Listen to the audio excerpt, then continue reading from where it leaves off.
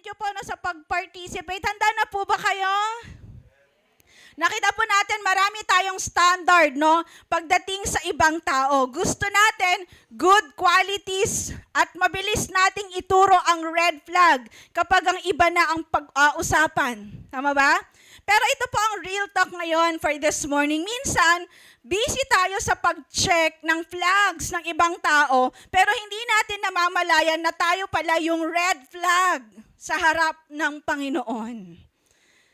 Okay, bakit? Kasi we want a green flag relationship with others, pero ang relasyon natin kay Lord ay hindi okay. Red flag. Amen? Sabi nga nila, relationship is all about timing. Or are all about timing. Sabi natin, timing. Pero ang timing na yan ay hindi nagsisimula sa kung kailan ka makakahanap ng the one. Nagsisimula yan sa pag-aayos ng relasyon mo sa the only one. At sino yon? Si Lord, no? Our Lord Jesus Christ, no? The only one. Kaya bago ka mag-go na ayusin ang horizontal relationships, when you say horizontal, our relationship with our families, friends, mentors, mentees, diba? Or friendships, kailangan tanungin muna natin, go ka ba na ayusin mo na ang vertical relationship mo kay Lord? When you say vertical, you and God. Amen? Kung ready na po tayo, babasahin po natin ating main text in John chapter 21, verse 15 to 19. At tingnan natin kung paano ni-restore ni Lord ang isang red flag na mama na pag-uusapan natin para maging handa sa kanyang go signal. Are you excited? So sa oras po na ito, anyahan ko po kayo lahat. Tatayo po tayo. We will read our text for this morning. Magsasalit-salit tayo kahit nasa online, maganda basahin mo ang text, mauna po ako, sunod kayo. Sabi dito, verse 15, nang makakain na sila, sinabi ni Jesus kay Simon Peter, Simon, anak ni John, mas mahal mo ba ako kesa sa mga to? Yes, Lord, sagot niya, alam nyo namang mahal ko kayo. Next po.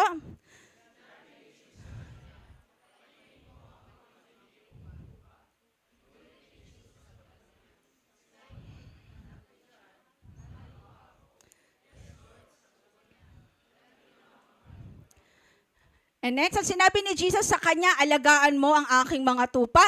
Nagtanong si Jesus ng pangatlong beses. Kulit ni Jesus, sabi niya, Simon, anak ni John, mahal mo ba ako? Nasaktan si Peter kasi 3 beses na siyang tinanong kung mahal niya si Jesus. Kaya sinabi niya, Lord, alam niyo po ang lahat at alam niyong mahal ko kayo. Let's read. Next.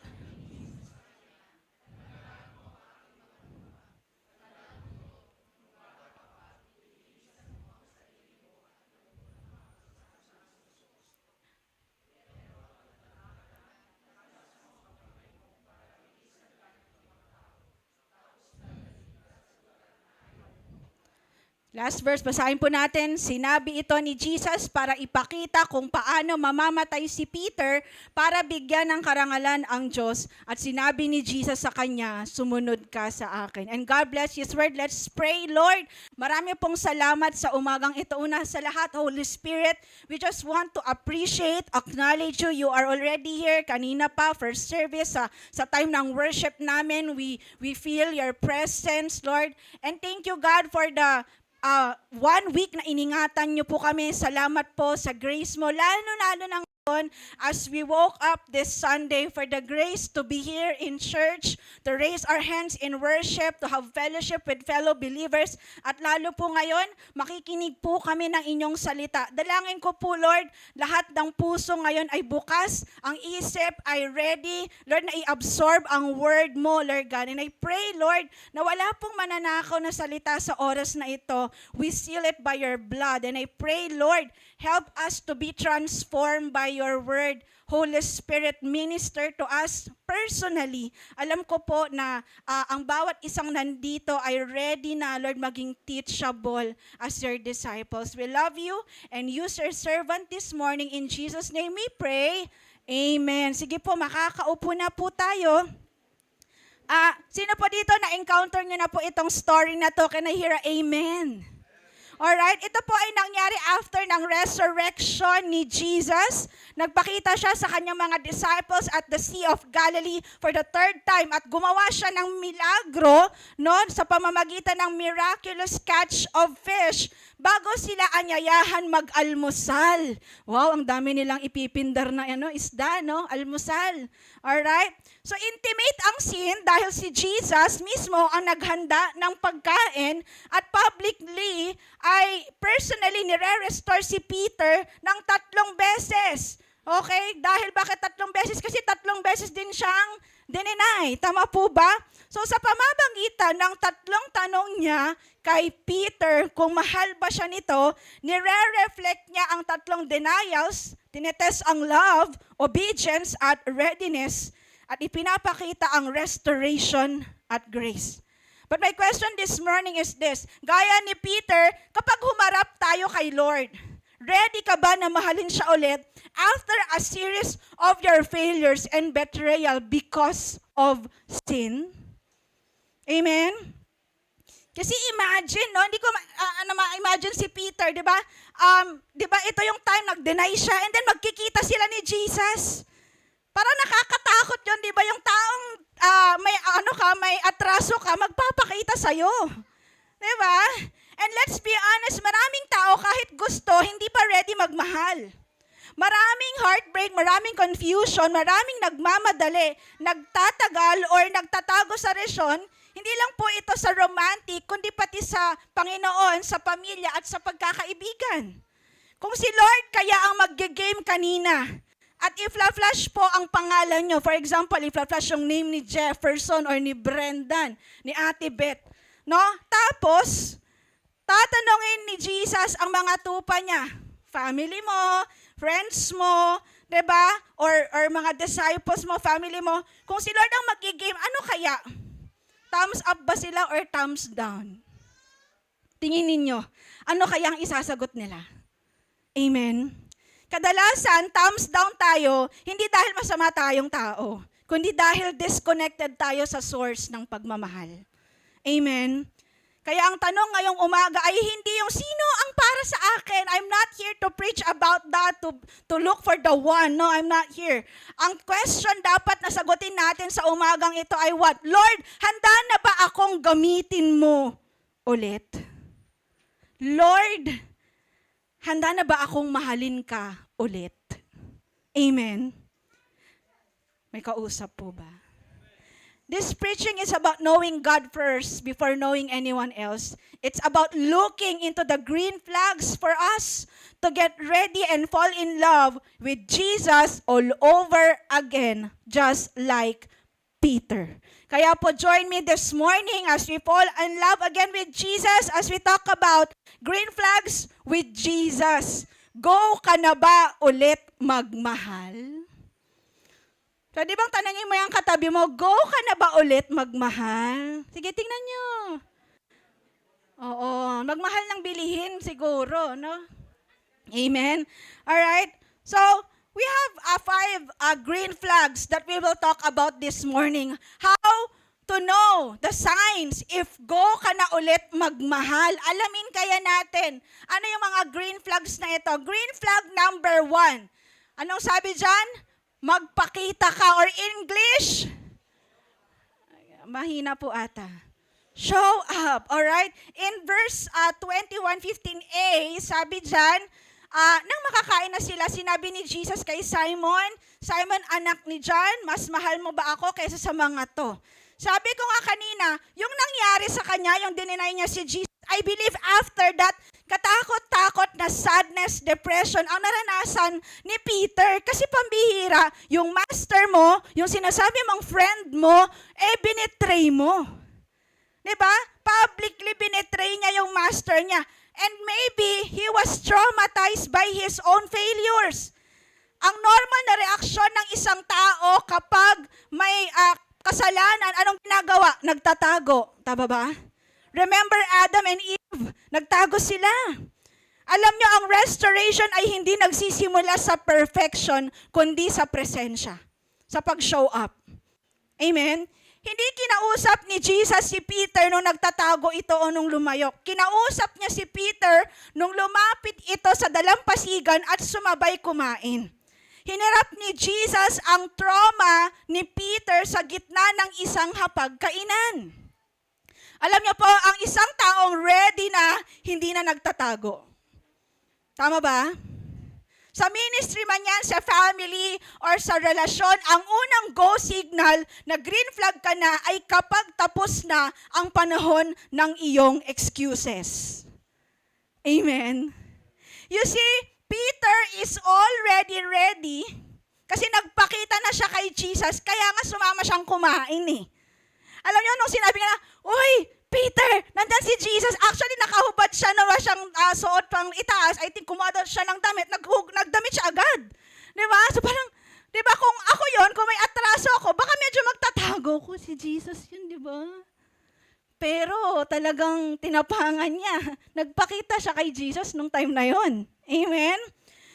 Let me tell you, Lighthouse Church, showing up is different from being somewhere. For example, ngayon ay February 15, no? Wala kayong time kahapon. Maganda sanang lumabas ngayon, wag na umattend ng church. Tama ba? Pero dahil mahal mo si Lord, it's God's day, you show up here in church. Tama po ba? Diba? Marami kasi dyan pwedeng mag-show up pero sa iba sila pumupunta. Alright? Handa ka na magmahal kung hindi ka na nagtatago kay Lord. Amen? Hindi ka na puro dahilan kapag may calling or commitment. Hindi ka na sin zone sa conviction. Kunyari may sinasabi si Lord, okay lang yan Lord, hindi ka na ganun. Diba? Pag may sinasabi si Lord sa'yo at mo natamaan ka, kinokorek ka, okay Lord. Sige po. Diba? Or kaya sa ministry, may open na sa ministry. Sama ka? Ay, muna, hindi pa kasi ako ready, busy pa. Ang dami excuses. Amen? Hindi pa siya ready magmahal. Handa ka na kung wala ka ng excuses. Kung kay Lord, yung vertical relationship mo pa lang ay ghost ka na, huwag kang umasang magiging tapat ka sa tao. Amen? Parang sa relationships, ang tao hindi pa handa sa pakikipag-relationship, nagtatago pa yan. Diba? Nagtataguan sila. Hindi ka pwedeng pumasok sa relasyon kung marunong ka lang mag-disappear. Diba? Uso yan, yung mga ghosting. Diba? Amen. Kapag commitment na ang pinag-usapan, kapag hindi pa handa, ay maraming excuses. Bakit hindi ka pa ready? Kasi ang dami ko pang gustong i-achieve, dami ko pang gustong ipundar, hindi pa ako ready, ang daming excuses, ang daming dahilan. You know what? If you are ready to enter in a relationship, serious relationship, hindi lang ito sa opposite sex, pero sa Lord, you will be done doing excuses to do what you really want. Relasyon man yan o sa tao. Amen? If you wanna go in a partnership, magpakita ka. Nakakita ba kayo ng businessman na kapag close ng deal, nung tinaguan niya yung deal, ka-deal niya? Hindi. Diba? Di ba kahit sa marriage, you have to show up kahit hindi mo feel na love mo siya today. Amen? Di ba? Alam niyo yun, but love is a decision to show up every day. Tama po ba? Kahit naman sa school or sa trabaho, bakit tayo nag-show up kahit ang lamig-lamig, nakakatamad pumasok? Nag-show up ka kasi committed ka sa pangarap mo eh. O wag nang pangarap, maging realidad tayo. Mga bills na kailangan bayaran. Diba? Amen. May kausap. Gusto mo magsimula ulit sa ministry, sa discipleship? Show up. Amen. Don't say no when God says go. Sabihin nga natin yan, don't say no when God says go. Diba? That's number 1. Ano po yung green flag? Magpakita ka. Show up. Green flag number 2. Okay, how do we know kung ready ka na magmahal ulit? Green flag number 2, magpakatotoo ka. Or in English, social tayo open up. Can we say open up? In John 2 verse 15 in Amplified, all right, In this third time na tinanong, I think, ni Lord, si Peter, Simon, son of John, do you love me more than this? Others do with total commitment and devotion. Pero anong sagot niya? Sige, pakita natin. Yes, Lord, you know that I love you with a deep, basahin natin, personal affection as for a close friend. Jesus said to him, feed my lambs. Na friend zone ata si Jesus. Alright? Bakit nagtatanong pa si Jesus kung alam niya na ang lahat? Di ba kayo nagtataka? Alright? Tinanong niya si Pedro gamit ang salitang agape, perfect sacrificial love. Tandaan natin, 3 beses tinanong ni Jesus si Peter. At ang tanong na ginamit niya, ang Greek ng love niya doon laging ginagamit, nung first and second, agape. Pero every time na sumasagot si Peter, phileo ang ginagamit niya, friendship love. And sabi ni Jesus, okay, friendship love lang ang kaya niyang ibigay. So for the third time, nung tinanong niya si Peter, Peter, do you love me? Mahal mo ba ako as a friend? And sabi niya, Lord, you know that I love you. In short, hindi nagpanggap si Peter, parang sinabi niya, Lord, alam mo namang nag-fail ako sa agape love. Diba? So many times, diba? Nag-fail siya eh. Diba? Dininay niya nga si Jesus. Ibig sabihin, hindi niya pala kayang ipakita yung agape love. Kaya ang kaya ko lang ibigay, Lord, sa ngayon, phileo. Brotherly affection. Dito natin makikita ang green flag. Ano yon? Vulnerability. Bakit? Alam ni Lord ang totoo. Pero ang gusto niyang manggaling ang katotohanan sa bibig mismo ni Peter. Amen? He was honest to Jesus. Jesus uses agape. Peter answers phileo. Hindi pinalitan ni Jesus ang tanong, tinanggap niya ang honesty. Okay na. Kung phileo pa lang ang kaya mo sa ngayon, tatanggapin ko. Honest siya eh. Hindi siya nag-pretend na kaya niya yung agape na eh. Hindi, phileo muna, Lord eh. Alright? Alam niyo po kasi ang pag-ibig na walang transparency ay hindi intimacy. Ito ay performance lang. Amen? Diba? Sa buhay mag-asawa, walang mangyayari kung nagtataguan kayo. Tama ba? No, kung hindi kayo honest sa bawat isa. Sabi nga ni Timothy Keller, to be loved but not known is comforting but superficial. Nagmahal ka pa kung hindi mo naman ipapakita ang lahat. Amen? Handa ka na kung kaya mo nang itumba ang mga pader sa puso mo. Ang daming tao, green flag ang hanap, pero nakamaskara naman. Gusto nating mahalin tayo, pero ayaw nating ipakita kung sino talaga tayo. Si Peter, nakita po natin, honest siya kay Lord sa totoo niyang nararamdaman. And love must be like that. It must be truthful before it can transform. Ready ka nang magmahal kay Lord kapag kaya mong maging tunay, hindi magpanggap. Amen? Kung hindi ka pa ready maging transparent kay Lord, magiging mapagkunwari ka sa bawat relasyong papasukin mo. Magiging toxic ka kasi lagi kang may tinatago. Amen? Ang hirap magkaroon ng kaibigan na ang daming tinatago. Tama ba? Ang hindi mo na alam kung anong totoo. Ang hirap i-disciple ang isang mentee na ang daming itinatago. Tama ba? Amen? Alright? Minsan problema natin kay Lord, mahilig tayo mag-overpromise. Ano yon? Lord, promise, magiging ganito ako.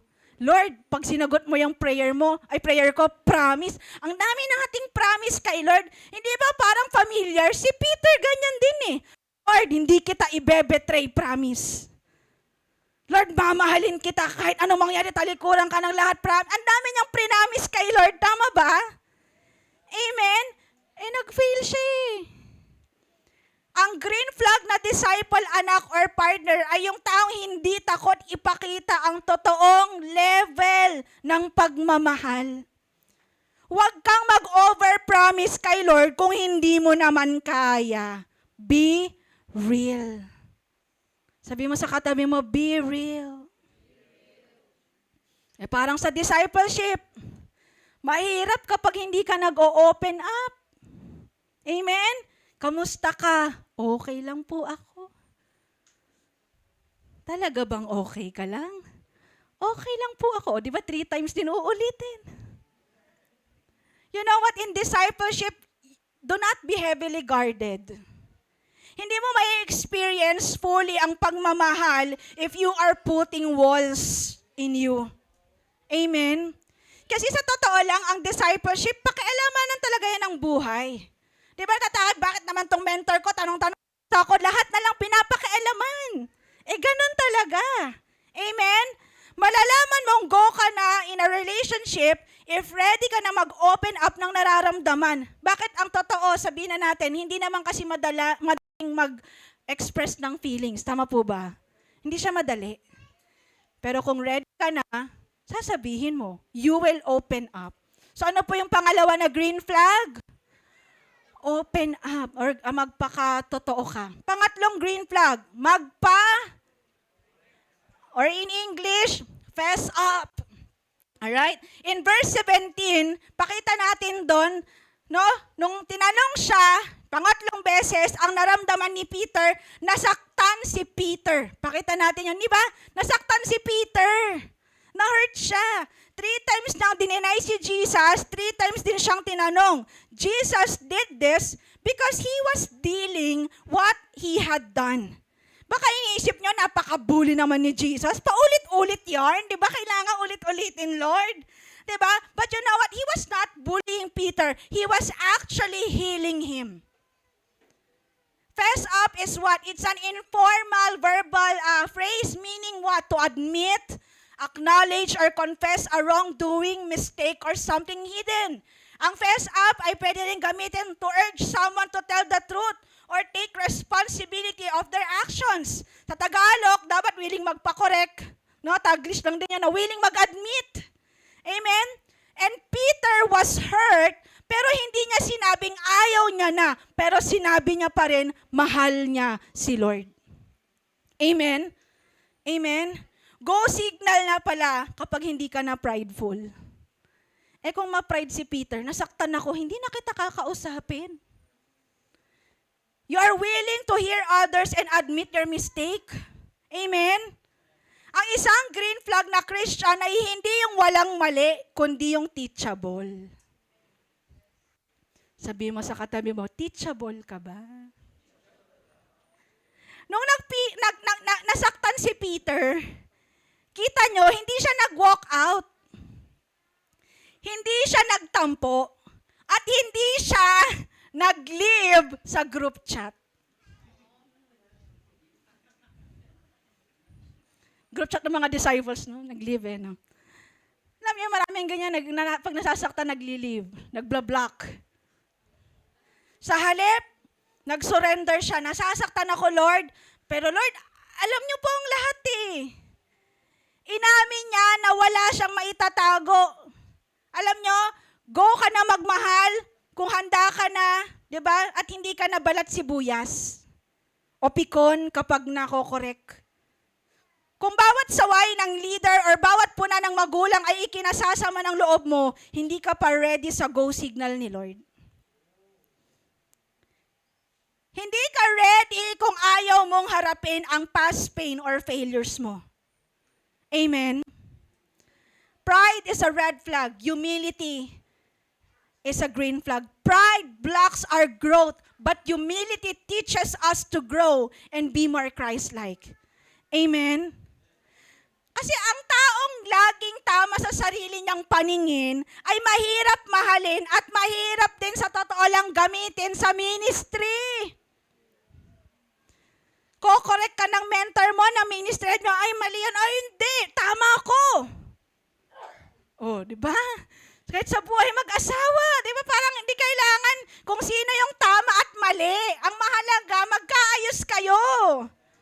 Amen? Wow, talaga hindi babae tama lagi. We're always right. Di joke lang, di ba? Para wala na lang away, kuya, no? Okay na, di ba? Kayo na ang tama, di ba? Alam niyo po, ang green flag ay ang pusong willing mag-admit na, Lord, sablay ako, kailangan ko ng correction mo. Amen? Amen? Kaya, alam niyo po, kaya mo bang tanggapin ang sakit ng katotohanan para po sa ikabubuti ng karakter mo? Ito, kanina share ko na umaga, wala si Ate Irene. Wala si Ate Irene. Naalala ko mga ano, disciples, no, core kami, no? Tapos may pinapagawa si Ate Irene. Tapos nagreklamo ko, ate, bakit ano, ganyan, ganyan. Rina, kung hindi mo kayang gawin, wag mo na lang ano. And I was hurt. Grabe naman si ate, kinorek talaga ako sa harap ng mga ka-disciples ko. You know, I can take that against her kasi dapat sana kinorek mo ako in private. Pero hindi ko tinik yun. I realized, Lord, oo nga, mali ako, nagre-reklamo ako. Ministry yun. Diba? Kung ma-pride lang ako, sasabihin ko sa mentor ko, kasalanan mo, kinukorek mo ako, ang daming nakatak, mahiya ako. Pero hindi. Ginawa ko pa rin yung pinagagawa niya. Amen? That's humility. Diba? Huwag nang ma-pride. Diba? May mali ka naman eh. Amen? Huwag niyo sabihin kay Ate Erin na, saan si Ate Erin? Joke na. Alam niya yon, alam niya yon. I recorded na lang. Hindi. Alam niya yon. And you know what? We grow from kind of rebukes like that. Amen? Amen. Huwag mong takbuhan ang disiplina ni Lord. Ito ang paraan niya para gawin kang green flag bago kanya pakawalan sa susunod na assignment. Amen? So that's number 3. Ano pong green flag yon? Magpa-correct ka. Fess up. Green flag number 4. Makinig ka. Namo nga yung katabi mo, sabi mo, listen up, makinig. Huwag kang matutulog. So ilang beses po nagtanong si Jesus? 3. Pangatlong beses, yung 2 beses, mabigat na yun eh. Pero yung 3rd time na inulit sa'yo, Peter, mahal mo ba ako? May dating na. Paulit-ulit na. Tumama na, may meaning na sa kanya. Alam nyo, kung hindi nagmamatter kay Christ yung ginawa ni Peter, hindi niya uulitin yun. Amen? Mapapansin mo, bawat sagot ni Peter ng mahal kita, laging may kadugtong, di ba, na utos si Jesus? Ano sabi niya doon? Alagaan mo aking mga tupa, feed my lambs. Diba? Bakit? Dahil po sa kingdom of God, love is equal to listening plus obedience. So pag nakinig ka, dapat matik, susunod ka. Hindi tinatanggap ni Jesus ang I love you na walang kalakip na I will obey. Love always lead to action, not just feelings. Ang green flag sa harap ng Diyos ay ang tao hindi lang spiritually kilig, kundi attentive siya sa instructions ng Master. Amen? Dinudurog ni Jesus ang pagiging self-centered ni Peter at itinutuon ang kanyang focus sa paglilingkod sa iba. Kasi ang pag-ibig, kinikilala mo yung lordship ni Christ. Can you all say lordship? Diba? In lifestyle, lordship is what you're making God Lord in all areas of your life. Amen? Go signal na kapag marunong ka ng tumahimik, makinig sa boses ni Lord bago ka kumilos para sa iba. Amen? Handa ka na bang pumasok sa commitment, ministry, family, relationship, career kung hindi ka pa marunong makinig? May ganun ba? Ang taong seryosong nakikinig, kung ang focus mo ay ako, at hindi mo naririnig ang boses ni Lord, red flag ba yan? Paano naman ako? Paano naman ako? Ako nga, ganito eh. Ako nga, puro ikaw, puro ako. Kasi ang taong gustong pumasok sa relationship, hindi dapat bingiyan. Eto, youth, makinig. Ang taong seryosong papasok na sa relasyon, pag kinilig. Pag kinilig. Bakit lagi namin itong sinasabi? Kasi minsan pag kinikilig na, hindi na nakikinig sa mentor. Nagmamahalan lang po kami. Wala kaming sinasaktang ibang tao. Bakit niyo ba kami pinapakailaman? Nagmamahalan lang kami. Wow, bars, di ba? Pero alam mo, pag kayo, di ba pag nasa young adults na tayo, na-realize natin, oo nga no, kung pinatulan yun. Yung pang-date namin, kinukuha lang sa allowance niya.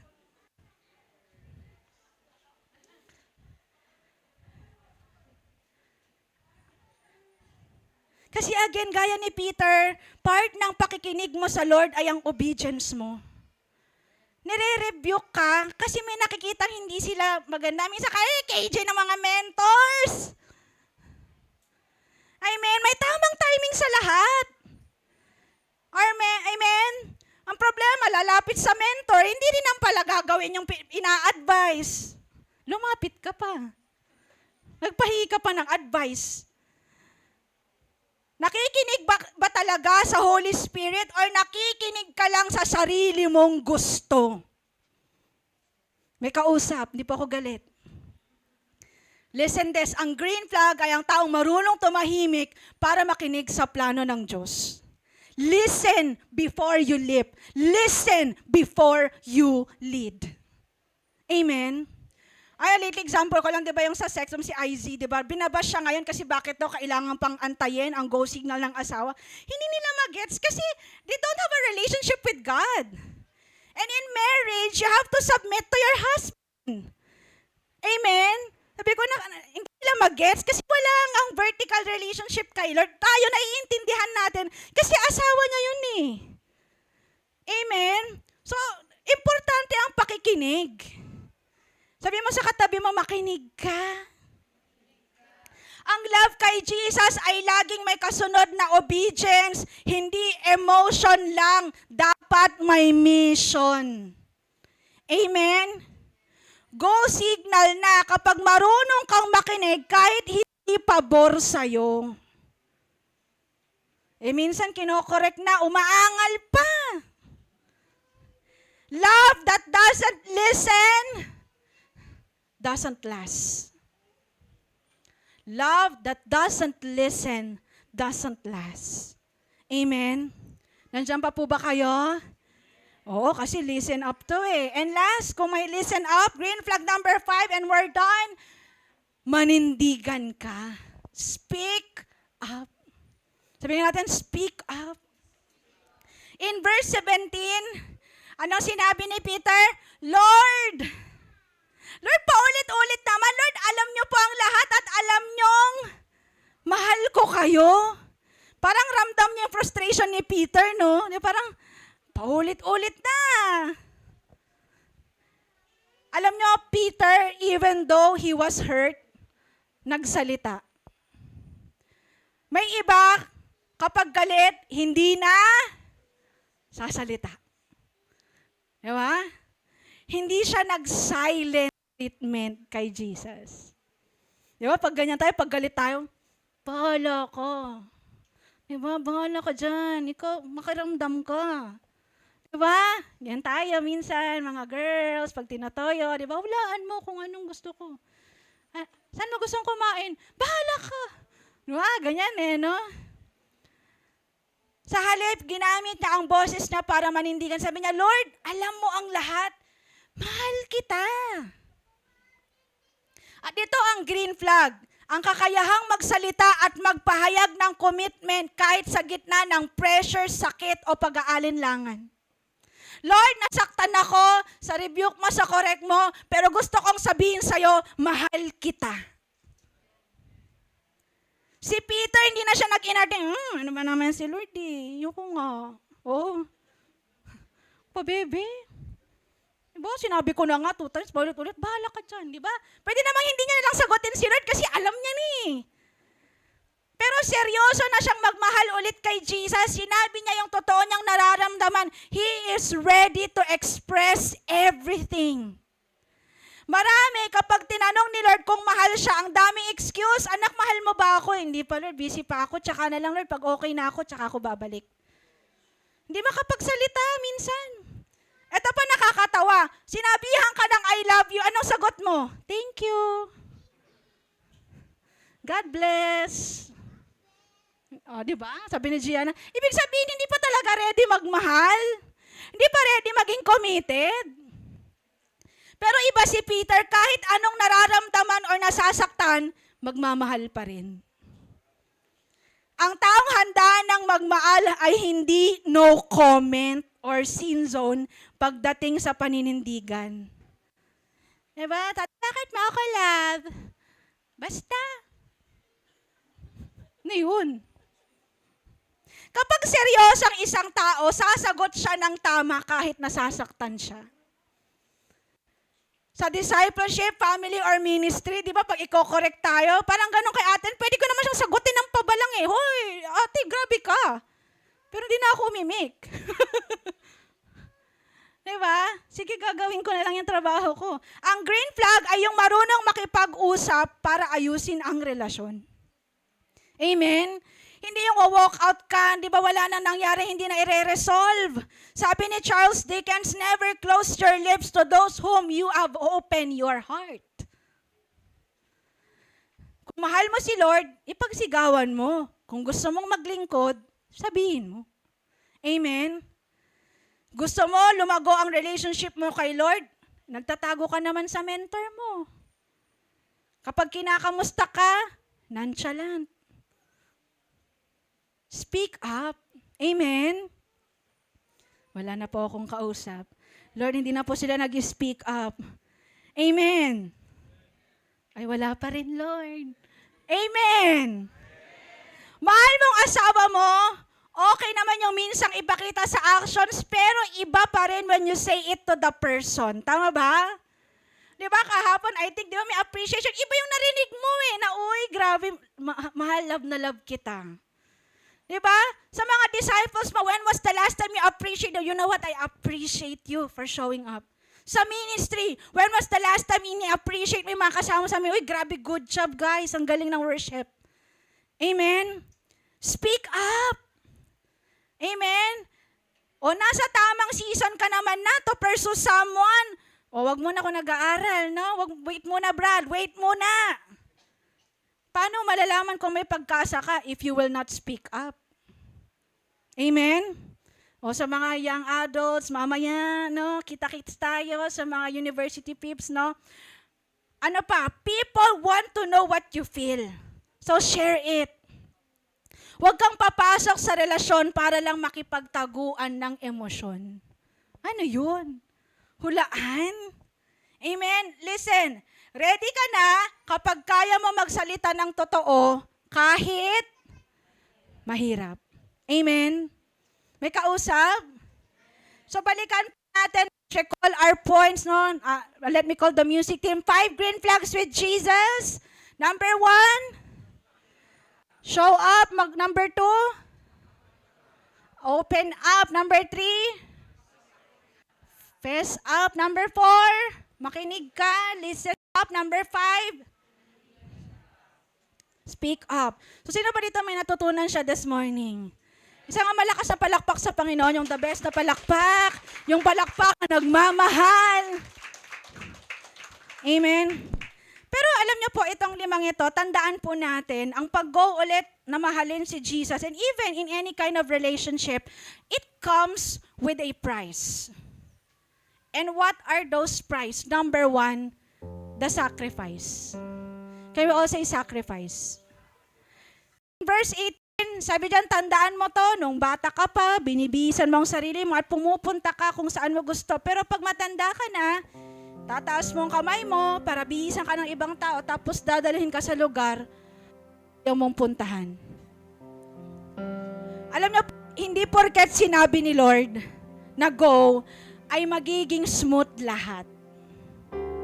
Alright? For example, remember when the Israelites entered into the promised land? Naging smooth sailing ba? Hindi. Ang daming nangyari, kaya nga sila natagalan eh. Ang daming sacrifices. And let me tell you, hindi porket nasa promised land ka or you are entering a God-given relationship, wala nang sacrifice. Ang pagsunod ay may sakripisyo. Magiging painful ito minsan, pero wag kang bibitaw. Sa marriage nyo ngayon, nakaka-experience kayo. Grabe, parang lagi na lang nagsasacrifice. It's okay. It's part of the promise. Huwag kang bibitaw dahil doon sinusubok ang tunay na pag-ibig. Hindi dahil nasasaktan ka at nahihirapan, huwag mong iisipin na hindi galing kay Lord. If He says go, huwag kang bibitaw, huwag kang aayaw. Amen? Kasi Kasi bakit? Kung may sacrifice, huwag kang mag-alala. May success. Can we all say success? Verse 19, sinabi ito ni Jesus para ipakita kung paano mamamatay si Peter para bigyan ng karangalan ng Diyos. At sinabi ni Jesus sa kanya, sumunod ka sa akin. You know what? Peter died the opposite way how Jesus Christ died. Jesus, di ba, nung pinako siya sa cross, nakataas yung ulo, di ba? Pero si Peter, namatay siya. Sabi niya, hindi ko deserve mamatay ng gaya kay Jesus. So, nung pinako siya sa cross, upside down. He was crucified upside down. Nasa baba yung ulo niya And you know what? That sacrifice is for God's glorification. Ang tunay na tagumpay ay hindi ang pagiging perpekto, kundi ang pagiging tapat hanggang dulo. Listen, Lighthouse Church, hindi porket may sacrifice, talo ka na. Hindi porket nagsasacrifice ka ngayon, talo ka na. Amen? Hindi talo si Peter nang sinabi ni Jesus dahil it is for God's glory. Okay lang, Lord. It is my honor to die for the sake of the gospel. Pwede kasing masaktan ka, pero dahil sinabi ni Lord na go, luwalhati mo pa rin ang Panginoon kahit umiiyak ka. Amen? Bakit ka nasasaktan? Kasi nagmamahal ka ng totoo eh. At alam nyo ba, there's more. Gusto nyo pa ba? Can we say more? Ang usapan pong ito ni Jesus at ni Peter, hindi lang siya ordinaryong interview. It's what we call the full circle moment. Ano yung full circle moment? Napansin nyo ba, ang sweating ng kwento, nangyari ito habang nag-aalmusal sila sa tabi ng apoy. Yung word na charcoal fire or fire of coals, 2 times siyang na-mention sa New Testament. 2 times lang. Yung una, in John chapter 18 verse 18, now the servants and officers who had made the fire of coals stood there, for it was cold, and they warmed themselves, and Peter stood with them and warmed himself. So it was the time na tumayo si Pedro sa tabi ng apoy para magpainit, at doon din yung time na itinatwa or dinanay nga si Jesus ng 3 beses. First mention. And the second mention of charcoals of fire is when kung saan naghanda si Jesus ng apoy para paglingkuran at pakainin sila ng almusal. John 21 verse 9, then as soon as they had come to land, they saw a fire of coals there, and fish laid on it, and bread. Anong ibig sabihin? Ano bang gusto mong ipakita? Anong tumupas? The point is this, listen church, si Jesus ay hindi mahihiyang puntahan ka kung saan ka bumagsak. He will meet you exactly where you left Him. Kung sa tabi ng apoy ng kasalanan o pagkakamali ka huling nakita, doon ka rin niya babalikan para makipag-ayos. Kaya ka na bang mahalin siya ulit? God is meeting you today sa mismong lugar ng kabiguan mo. Hindi para sumbatan ka, kundi para i-restore ka.